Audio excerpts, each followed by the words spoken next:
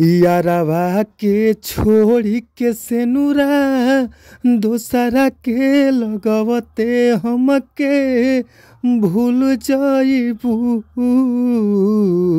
यारवा के छोड़ी के सेनुरा दोसरा के लगवते हमके भूल जाइबू।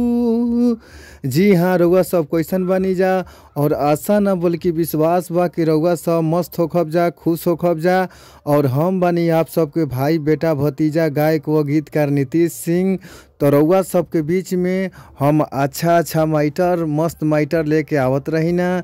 और रउआ सब अगर अच्छा माइटर के तलाश में बानी, रउआ सबके अच्छा गाना नहीं के मिल पावत, तो रउआ सबके घबराए के ज़रूरत नहीं के। ई हमारे यूट्यूब चैनल के आप लोग सब्सक्राइब कर लीजा, जौना यूट्यूब चैनल के नाम बाटे भोजपुरी संगीत लिरिक्स। तो आप लोग इस चैनल के सब्सक्राइब कर लीजा और घंटी के दबावल मत भुलाइब जा। और रउआ सबके बीच में रोज़ ही एगो माइटर, रउआ सबके बीच में रोज़ ही गाना एगो हम आप लोग के बीच में छोड़त रहिला। तो रउआ सब हमारे चैनल के ज़रूर सब्सक्राइब करी और आशीर्वाद दी।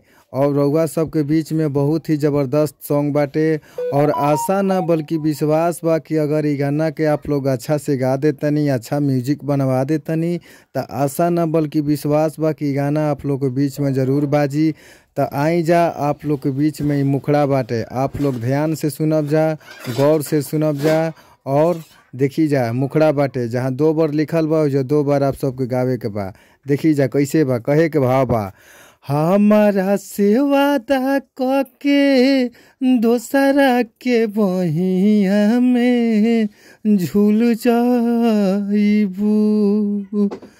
हमारा से वादा के दोसरा के बहिया में झूल जाइबू।